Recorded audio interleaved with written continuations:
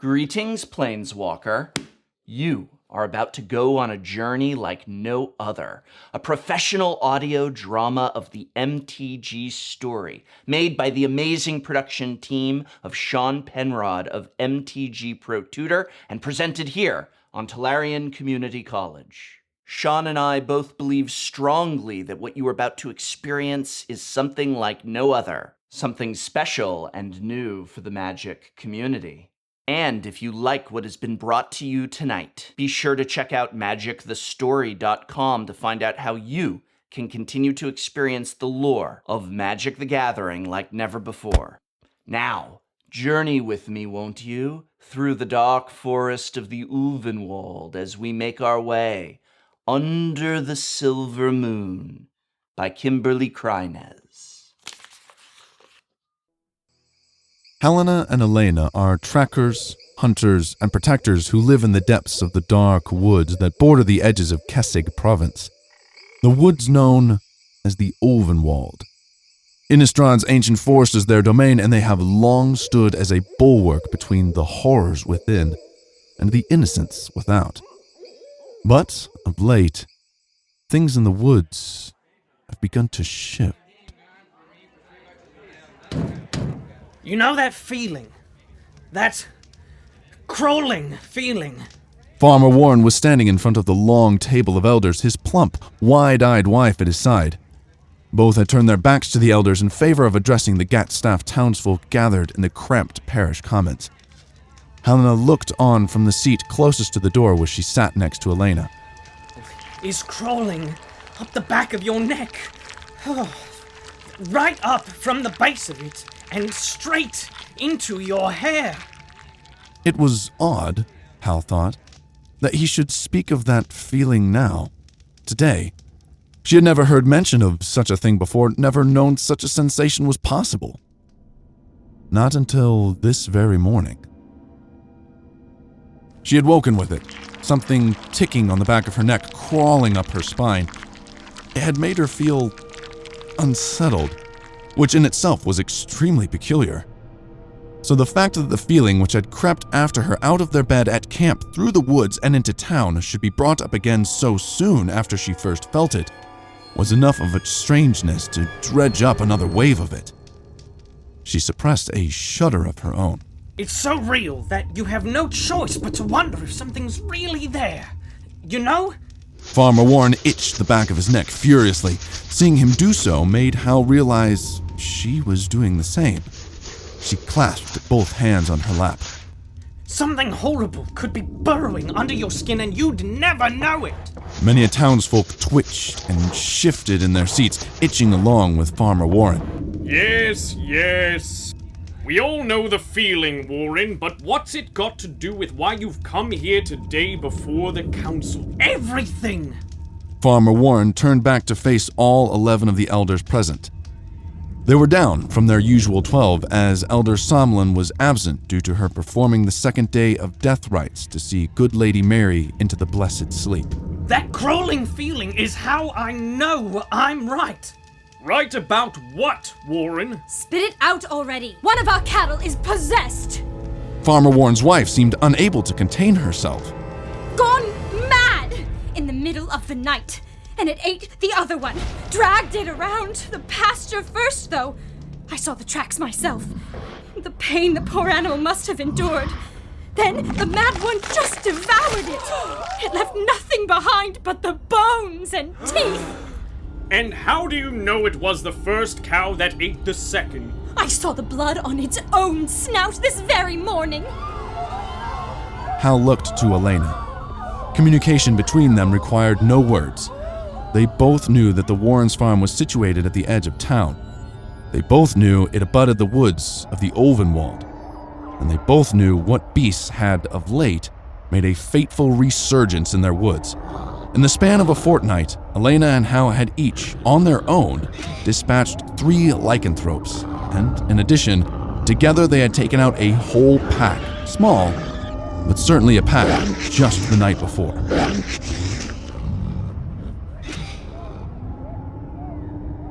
But those encounters had all been far enough from Gat-staff to not raise concern.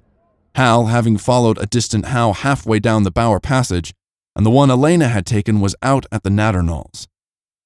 But now their shared looks said that there was reason to believe that the beasts had become brazen, and that they were working their way to the fringes of the woods, to the towns, to the people. That was unacceptable. The Ulvenwald was Alena's and Hal's domain, and they would not let its dark horrors leak out to harm the innocent. Our wards! Wife Warren's wail drew Hal's attention back to the front of the room. She made our shoddy wards!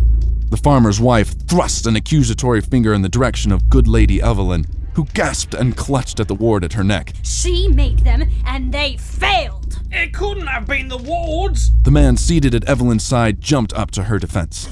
Lady Evelyn makes the best and most potent wards this town, nay, this land, has ever seen. Order! Elder Coleman shouted, pounding his thick, flat hand on the table of elders. But he was ignored. Then how do you explain the possessed cow? The tracks that showed it dragged the other around our farm. The bones it left behind after feeding. The wards didn't do their work. There can be no doubt. The wards failed, and our cow was possessed. Farmer Warren seemed to have gathered courage to speak from the rallying of so many townsfolk to his cause. We are the victim of Lady Evelyn's neglect. He held tight to his own ward and beseeched both the townsfolk and the elders. We cannot afford to go one more night without a proper ward. It made sense to Hal that the townsfolk would blame it on faulty wards, that they would think their cow possessed by an evil spirit. These were things they could define. These were things that they had the means to put right. Things that did not upset the careful balance that they believed to govern their world. They did not live in the same reality that Hal and Alena did. The townsfolk didn't see what happened in the darkness, in the woods. They lived in a world protected by the light of the angel Avacyn. They believed themselves safe from things like werewolves. But even in Avacyn's world, the werewolves were never completely wiped out. Lycanthropes had a constant presence in the Ulvenwald, significantly diminished though it was. Hal and Alena would know. They had heard the lycanthropes' unearthly howls echoing off of the trees, permanent fixture in the forest's deepest reaches. Thinking of their howls, Hal shifted uncomfortably in her chair. The crawling feeling returned to the back of her neck.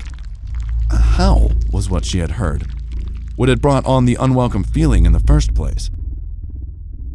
She had first thought she had dreamt it. The fight earlier that same night with the pack had been playing out in her dreams. It had been some time since she and Alena had faced a pack. It had also been some time since they had faced so many lycanthropes in such a short span.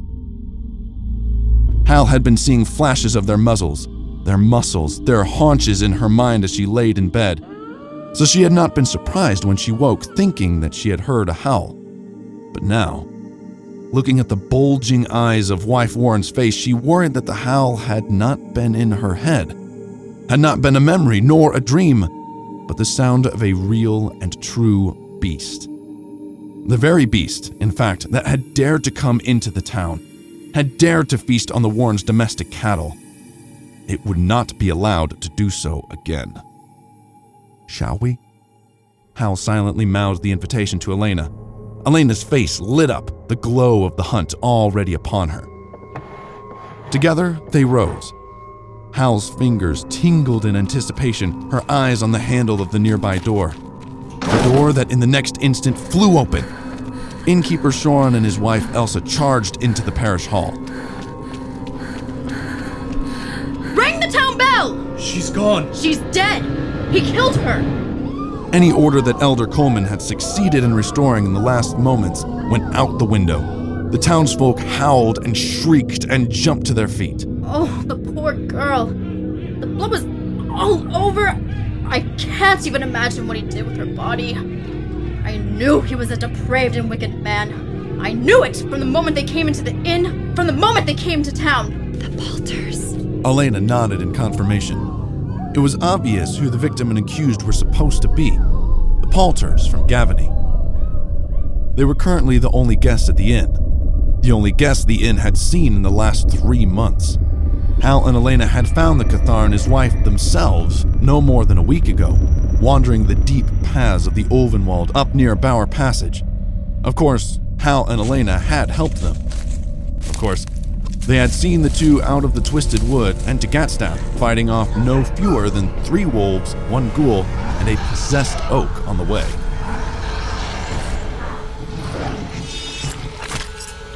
Hal smiled at the memory of Alena's swift dispatching of the tree. The highly skilled tracker had improved her grappling skills so significantly over the past year that Hal wouldn't be surprised if she could take down a giant scab without any sort of outside assistance.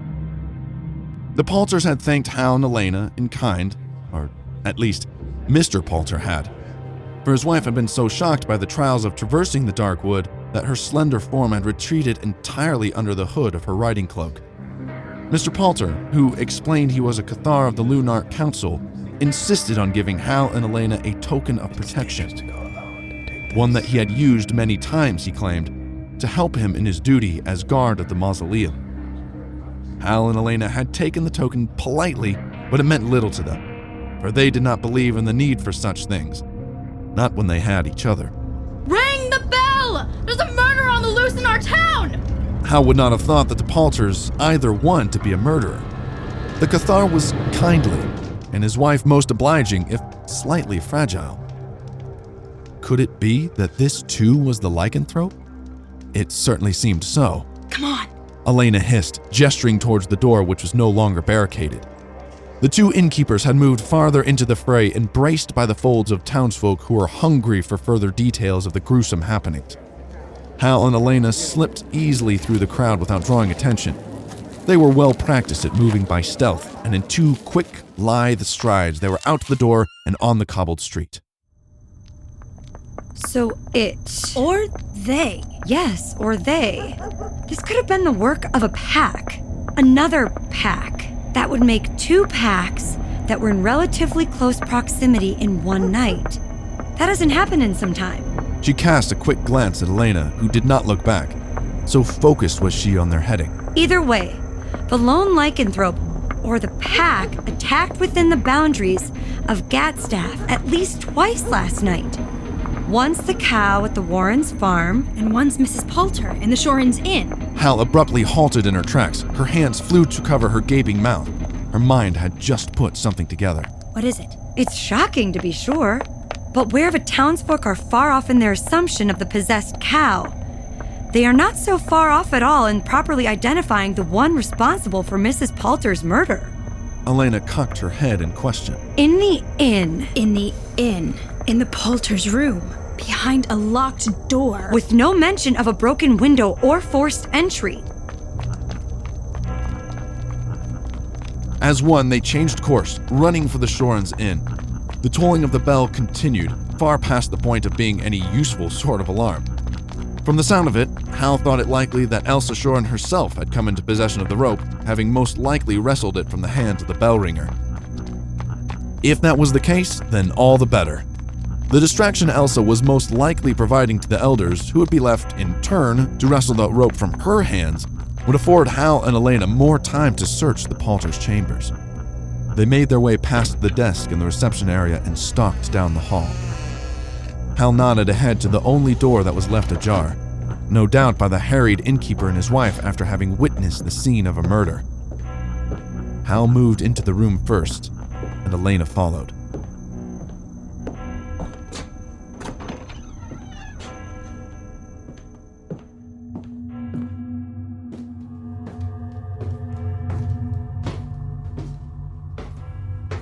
Neither discerned the angle of the open door. The metallic scent of blood hit the back of Hal's throat on her first breath. This way! She whispered, winding past a toppled chair in the small foyer and back toward the dimly lit bedroom. She sensed Alena tense. Though the candles were snuffed and the curtains drawn, there was enough light for them to see the pool of dark blood on the floor. Alena, Hal knew, had not tensed out of fear. She wasn't the kind of girl to become afraid at the sight of blood. The stillness was her way of focusing her senses. Hal had learned much of her own skill in tracking from studying Alena. She imitated Alena now, so that she could be more sensitive to the clues around her. Looking at the vast dark pool, her thoughts turned to the slight woman whose blood this was. Hal only let her mind dwell there for a moment, and for that moment, she allowed herself to feel pain and pity for the woman. Mrs. Palter was an innocent who had lost her life to one she so trusted. Hal glanced up at Alena. How terrifying those last moments must have been. How awful the realization. But she could not dwell on the feelings of sorrow. It would do no good in the work they had to do next. Careful not to disturb so much as a drop of blood, Hal stalked the perimeter of the small, square room, moving about it clockwise as Alena moved in the opposite direction. 3 clues presented themselves without hesitation. A torn bit of lace, a toppled candle lying in a puddle of its own hardened wax, and a silver button.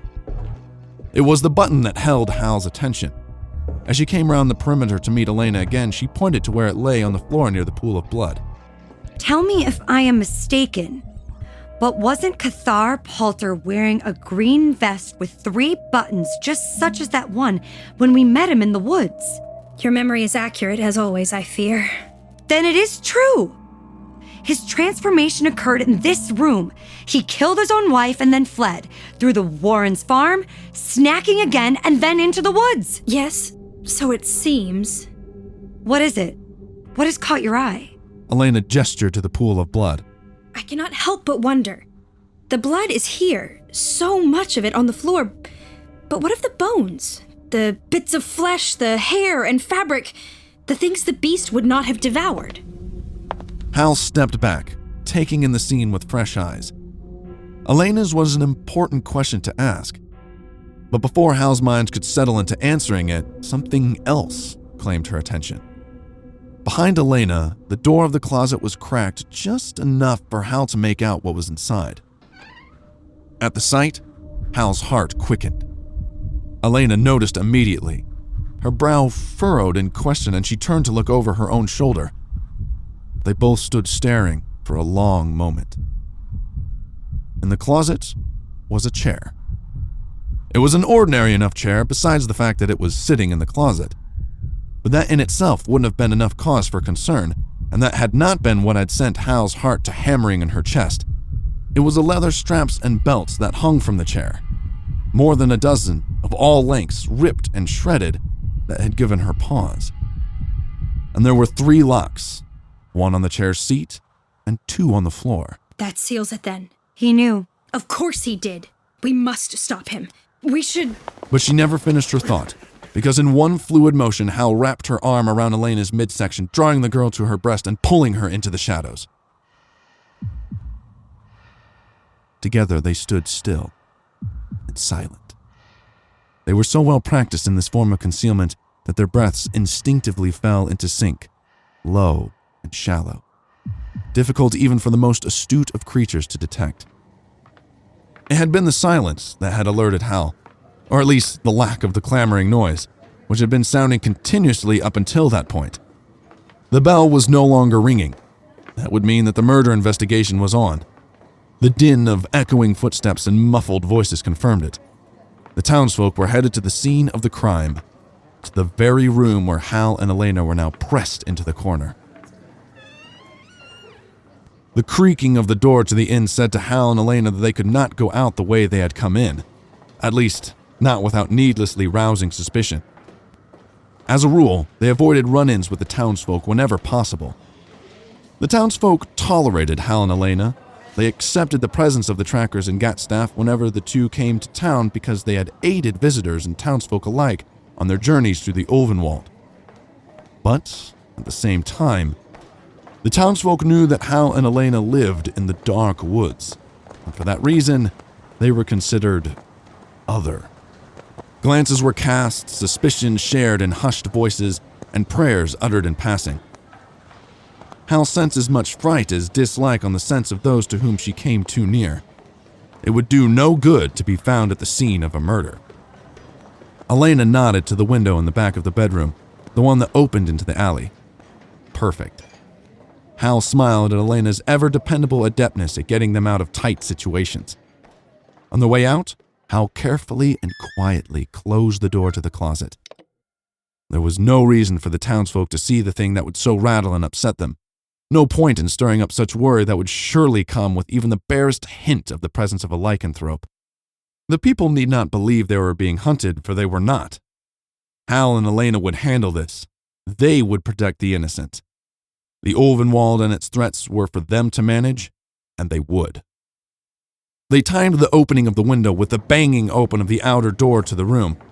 The sliding of wood over wood as they closed the window was then drowned out by the thumping of heavy boots and competing baritone voices as the elders and other townsfolk flooded the room. Hal and Alena climbed down into the alley without any of the townsfolk being the wiser. They hadn't much time. The sun was already kissing the horizon when they arrived back at their camp deep in the Ulvenwald. Each quickly but deliberately strapped on her silver. Of course, they always carried one small blade of it. It would be foolish to be completely unprepared. But until recent events, there had seemed no need to carry more. Now they found both the need and means to carry nearly all of it with them. Silver-tipped arrows, swords, spears, and daggers. The metal gleamed with power. As soon as they were equipped, they left their camp again. Moving as one, they navigated the maze of brambles Hal had planted around their home as a safety measure and pressed out into the darkening woods. Alena was the first to pick up on Cathar Palter's trail. She was often the first to get a scent. Her nose, though petite and perfectly round in a way that set her whole face alight when she laughed, was also sharp and discerning. Her skill was well honed. Hal found the scent only moments later, recognizing it from the room of the inn, and saw the boot prints an instant after that. Together, they stalked the murderous lycanthrope. His tracks wound around the twisted trees, seeming to say either that he was lost, or more likely that he was struggling with himself, with the animal that he was inside. Hal imagined that same struggle was what had driven him to pick up his life and leave Gavany. He must have killed there, most likely more than once. And when he realized the horrors he had committed, he doubtless had no longer been able to face the people whose lives he had affected. So he fled. It wasn't odd behavior, not for a lycanthrope. What was stranger was bringing his wife along with him. The poor soul. Hal could not reconcile that behavior with the impression of kindness and compassion she had gotten from Mr. Palter when they found the couple in the woods. She wished to give the Cathar the benefit of the doubt. Perhaps he had intended to leave Mrs. Palter in the safety of a new town, away from any suspicions that might be cast her way because of his actions. Somewhere that he could believe her to one day start anew and find happiness. Then maybe he planned to sequester himself to the wood, or worse. She imagined that's what she would do. If ever the curse was transmitted to her, perish the thought. She could not put Alena in danger. She would leave. She would have no choice but to go very, very far away, and she would do so, all the while knowing that her heart would never mend. Perhaps the act in itself would be enough to stop her heart from beating altogether. What a mercy that would be. If that was what Mr. Palter had tried to do, Hal felt nothing but the deepest sympathy for him. That is, until the next moment when she thought of Mrs. Palter's blood on the floor. Regardless of his intentions, Mr. Palter had failed the one he loved. He had not been strong enough, and his shortcoming had resulted in the end of her life. As though in response to Hal's shifting feelings toward the Cathar, his tracks shifted too. It became clear when his transformation had taken place. For one moment, Hal and Alena were following the boot prints of a man, and the next, they were tracking the paw prints of a beast. They moved along the lycanthrope's path until abruptly and unexpectedly, they came to a crossroads. Hal and Alena eyed the split trail at their feet, visible thanks to the light of the silver moon. From the point where they stood, Cathar Palter had gone two different directions, surely at two different times. He must have gone one way first, and then at some point near or far from this point of intersection, it was hard to say, doubled back and gone the other. East to Catstaff or west to the deep woods? It seems our beast was fighting an inner struggle. Hal nodded. It did not surprise her that though she had not vocalized her theory, Alena's mind had landed in the same place. So which way did he go first? Where is he now? Did he let his cravings drive him to town, and then at some point retreat? Alena looked into the wood. Or did he try to overcome, only to be driven back to town by his cravings? Hal looked to the town. We have to go to the town! They began to run. The point at which the tracks emerged from the Ovenwald was at the edge of the Warrens' farm. That was unsurprising. Lycanthropes were known to return to feeding grounds that had proved fertile in the past, but Mr. Palter had not fed here this night, or at least, not yet. The proof of it was that one of the Warrens' 2 cows remained standing far to the side of the field, its back toward the tracks in the pasture, which Hal could make out now in the light of the moon. They were, as wife Warren had described, thick and curved, as though a heavy body had been dragged over the tall grass, round and round, compressing the blades beneath it as it went. The sorry animal. Hal wandered into the tracks, tracing the path the lycanthrope must have taken. This was strange work for one so bestial in nature. Why not just feed? Perhaps he was fighting his urges even then. A picture of who Cathar Palter was began to form in Hal's mind. He was a good man, a kind man, a man of the church. His intentions, it seemed, were in the right place, even when he was not of his right mind. I've lost his scent completely. Alena's words brought Hal back to herself. As she joined Alena in a search to pick up the lycanthrope's trail, she reminded herself that intentions were nothing without action. She and Alena would have to kill the werewolf. Murder! There's been a murder! Lady Elsa Shoran's voice echoed through the night. It's the bell ringer! Oh, poor Orwell is dead! Then came the ringing of the bell. The rope once again pulled by Lady Elsa herself, no doubt. Alena and Hal wasted no time. Before Lady Elsa's voice had ceased echoing, they were moving through the night like 2 shadows. Concealed in the dark alcoves, they closed in on the press of townsfolk who had gathered round the bell. Careful, silent posturing allowed them to see through the mass of shoulders and necks to the pool of dark blood on the ground at the base of the bell tower. There was no mistaking the pattern. This was the work of Mr. Palter. The lycanthrope had killed again. As though in confirmation of Hal's conclusion, a howl sounded from the Ovenwald. Without a word, Hal and Alena took flight towards the woods. But before they were out of sight of the square, Hal glanced back over her shoulder. Something about the scene niggled at the back of her mind. However, there was no time to wonder what it was. She turned back toward the trees. They were on the hunt.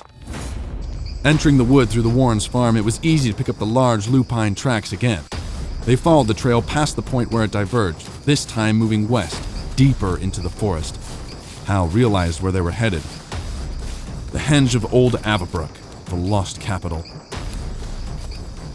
It was a place of geese and werewolf scavengers. Perhaps they would face more foes than just the one they were pursuing. As she ran, Hal touched the hilt of her favorite dagger, ready to defend her woods. Suddenly, Alena held up her hand and ground to a halt. Hal nearly trampled her, but managed to stop just before colliding, her eyes on the sight that had given Alena pause. There, before them on the forest floor, was the body of the bell ringer. Orwell was a ghostly white, his skin withered for lack of blood in his body. A body that was, for the most part, intact. His limbs were splayed out as though they had been carefully arranged, and all around him, the underbrush and grass had been tromped down as though something heavy had been dragged over it. Something was not right. There should not be a body. The beast should have fed. Senses on high alert, Hal and Alena stalked the scene. Alena at the perimeter, and Hal along the path of dragging. She knew it before she paced it out. The shape of it, the look of the curves, it was the same shape as the marks in the pasture at the Warrens' farm. This made no sense. Was this the result of some sort of ritual? Was this tracing of a pattern something Mr. Palter did to resist the urge to consume? What kind of lycanthrope were they dealing with? Hal looked to Alena to ask that very question. But Alena's eyes were glued to a place farther on into the woods, barely lit by the light of the moon. Hal followed Alena's gaze and saw it too. A second body. When they approached, they found that the same that had been done to the bell ringer had been done to the ward maker, Lady Evelyn. Appendages splayed, grass beat down. And just beyond was the body of Elder Somlin. Again, the same pattern in the grass, the same arrangement of the arms and legs. Elder Somlin was to have been Seeing to death rites. But then, she must never have been given the chance. Look! Hal pointed to a detail that made her hand tremble. It was the lace of Elder Somlin's blouse. It matched the bit of lace that had been left behind in the Palter's room at the inn. And there, at the cuff of the Elder's sleeve, they could see the gap where the bit they found would have fit. If Elder Somlin was the victim at the inn, If that was her blood, then what of Mrs. Palter? The crawling feeling returned to Hal, this time running straight up from her tailbone to the top of her skull. The shiver that passed through her was augmented by the vibrations of the howl that rang out at that very moment in the night. and what of Mr. Palter? I believe it's time to find out.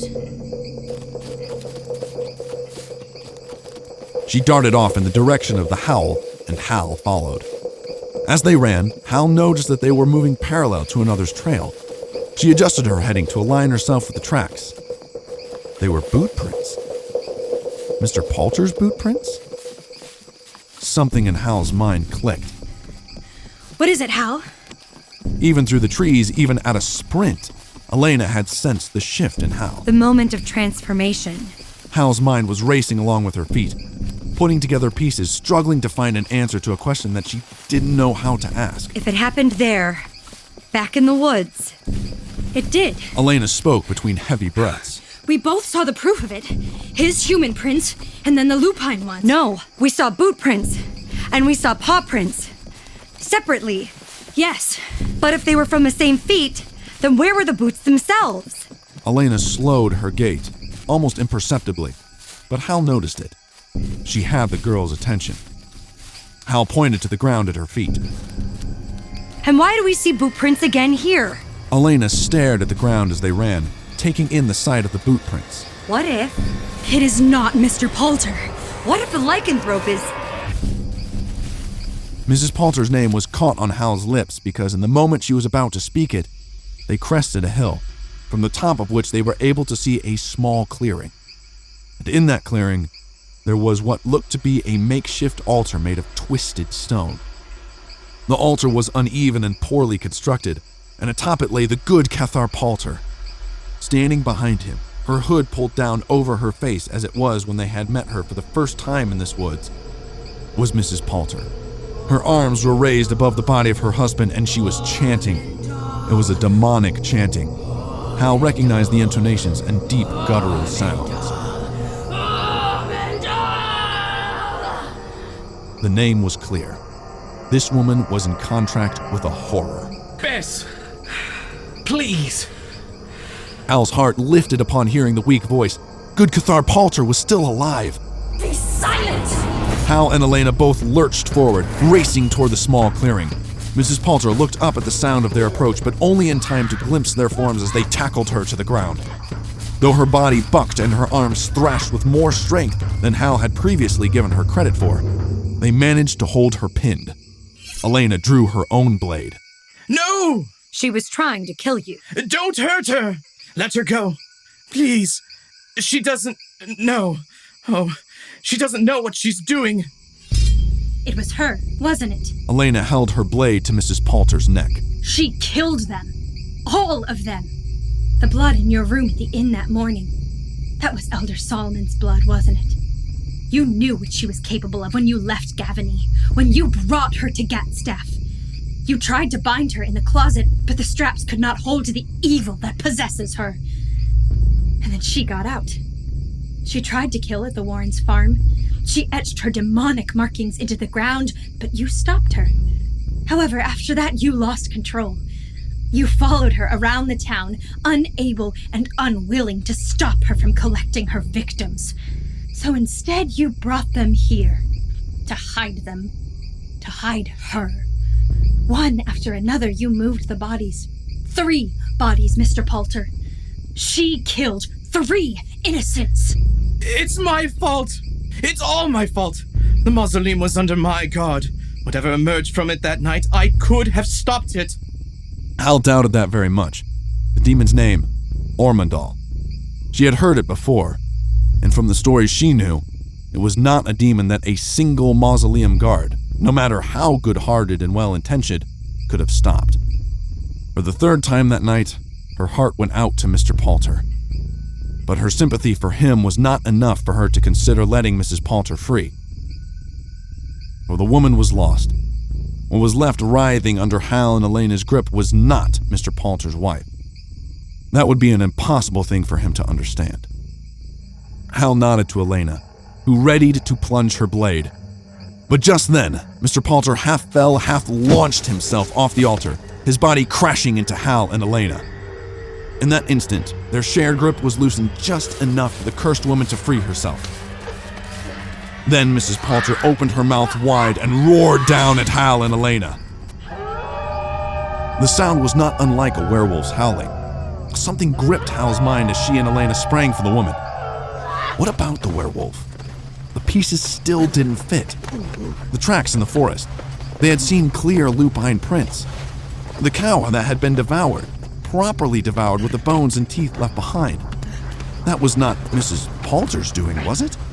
Hal's contemplations caused her to miss a swift, dodging movement from Mrs. Palter that she would have easily countered had she been entirely focused on the brawl at hand. Mrs. Palter moved more swiftly than she should have been able to, and before Hal could compensate for her lapsed attention, Mrs. Palter dove out of her reach and in one motion tackled and stabbed her husband through the chest. Hal and Alena were on her before she could pull the knife out to stab again, but the damage was already done. The fading gurgling from the good Cathar confirmed it. It was nearly impossible to hold Mrs. Palter to the ground. So powerful were each of her movements, fueled by her demonic contract, that it took the 2 of them to hold back just 1 arm. But Hal and Alena were well practiced. It was much like grappling a mold-graft monstrosity. And now Hal turned all of her attention to the physical battle.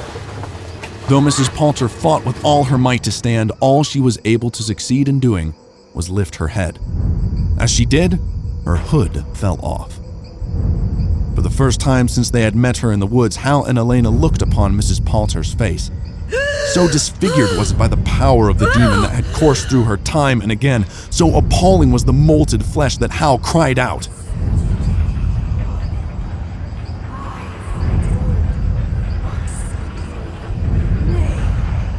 Mrs. Palter smiled. Then she began to chant. Her irises changed from pale blue to dark, glistening black. The black spread quickly to fill the entirety of her eyes. Hal looked to Alena, who was struggling as much as she just to hold Mrs. Palter down. There was nothing they could do when the woman called upon the enormous amount of demonic power she had summoned and threw them off of her. Hal shot through the air until her side smacked into the thick trunk of a tree. Pain radiated out from her shoulder and the side of her head as she collapsed to the ground. She struggled to get up, to force her limbs to move the way she wanted them to compel her vision to focus from 3 panels to 1. The pain in the side of her head was like a blade that was rammed through her whole body, pushing her down. But she could not let it. She would not. For she could see there before her Alena, falling to one blow after another from Mrs. Palter's thrashing fists. Though Alena jumped up every time, she was no match for the well of strength that seemed to be endlessly flowing through the cursed woman. And then Mrs. Palter reached for her blade. No! Hal's cry, though fed by her desperation, barely made a sound. She fought against the weakness in her limbs, pushing herself to her feet, but she was not fast enough. Mrs. Palter's blade came down. Hal's strangled scream was never heard because it was overwhelmed by the sound of a lycanthrope's snarl. Mrs. Palter's blade was stopped, and the woman was thrown to the ground by a single swipe of a wolf's forelimb. Her blood flew everywhere, whipping off of the teeth and claws of the giant beast. Alena rolled away from the fray, and Hal was at her side in an instant. Together, they plunged their blades into Mrs. Palter's raging, bloody form. As the demonic curse strained from the woman's lifeless limbs, her body deflated and wilted to the ground at their feet. This left Hal and Alena standing shoulder to shoulder, face to face with a massive, panting lycanthrope. Before they could act, and before they could even communicate their intentions to each other, there was a snarl from the trees to their left, and then one from their right. One behind, two in front. Then all around them they saw the glowing yellow eyes reflecting and tarnishing the light of the silver moon. They were surrounded. How many were there? A dozen, perhaps two. Hal felt Alena tense. This was not Alena's usual firm, grounding stance. The girl was rigid, strained. Hal raised her bloody dagger, locking eyes with the biggest of the lycanthropes, the one standing before them. If they were to die here tonight, it would not be without a fight. But even as she prepared to strike, the lycanthrope changed its form. It happened so quickly that Hal barely registered it. Suddenly, the beast was a human woman, one with hard lines and a striking figure. The silver moon shone off the woman's pale skin and glistened off the white tips of her long hair. Never before had Hal seen a lycanthrope turn back to human form in the heat of battle. Never. It was impossible. Yet here it had happened. For a moment, none of the three of them moved. Then Hal held up her dagger and very slowly, keeping eye contact with the woman, set it on the ground. Alena shifted and cast a questioning look at Hal, but registering Hal's certainty, she proceeded to do the same. Hal thought she saw a very slight nod from the naked woman before them, and then the woman turned to the rest of the surrounding pack, all of them breathing heavy, battle-ready, hungry. The woman shook her head once, short and sharp. A whimper sounded in response. Just one. And then the pack turned and disappeared into the trees of the Ulvenwald. Hal and Alena were left alone with the woman who had just saved their lives. She was going to say thank you, but the words would not come. Instead, she unbuttoned her outer coat and offered it to the woman. Thank you. The woman took Hal's coat, shouldering it on. Thank you. I did not do it for you. I've been tracking her. The woman nodded to Mrs. Palter. And others like her. There are too many in our towns. So it was your tracks, and you who ate the cow. If it was not for my desire to end her wretched life, I would not have saved yours. But seeing as you have been left alive, I will tell you only once, you must cease the killing of my pack. The werewolves? If you do not, I will be forced to move against you, and when I do, I will end you. The way the woman said it wasn't as a threat, but as a statement of fact. Hal bristled. This is our woods. The Ulvenwald is under our protection. We cannot allow werewolves in our domain. It is not up to you, and it is foolish of you to think that just the two of you could keep this woods safe from what is coming. Foolish to think that you can stay alive here yourselves. Leave the woods, little hunters. Leave the woods to us. We would never. What is coming? I don't know. Alena snorted, but Hal was not distracted. There was something about this woman that made Hal heed her words. I don't know exactly, but... She indicated the altar and Mrs. Palter.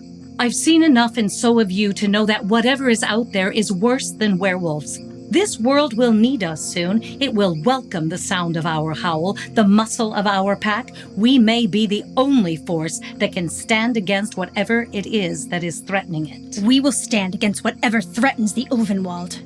There is nothing we won't face. If you stay here, you will face your deaths. She dropped Hal's outer coat from her shoulders. You did not perish tonight only because I intervened, only because of a werewolf. Consider that, or don't. It's up to you. But know that I'm advising you to leave. Get out of the Ulvenwald, and when you do, stay out. And pray, if that's something you do. We will not. Alena began, but the woman had already slipped back into her wolf form. Her transformation was nothing like the usual brutal, bulging transformations that Hal had witnessed in other lycanthropes. This woman was not a usual werewolf. With a final snarl, she turned away from them and glided off into the trees. Hal and Alena were left standing in the filtered moonlight deep in the dark woods. Once more, the crawling sensation returned to Hal, fingers running up her spine. She could not help her body from shuddering. The feeling was not because of the lycanthrope. It was because of something else entirely. Something Hal did not yet know or understand. Alena looked to her, daring in her eyes, poised to run. But Hal was unsure of which way they should go. Arlinn Cord darted through the tangled trees. The foolish humans, how could they be so blind? I can only hope that I will not be forced to kill them one day. They were strong and wild, characteristics I value. In another life, I might have befriended them. But this is not that life. In this life, I cannot have friends. To be continued.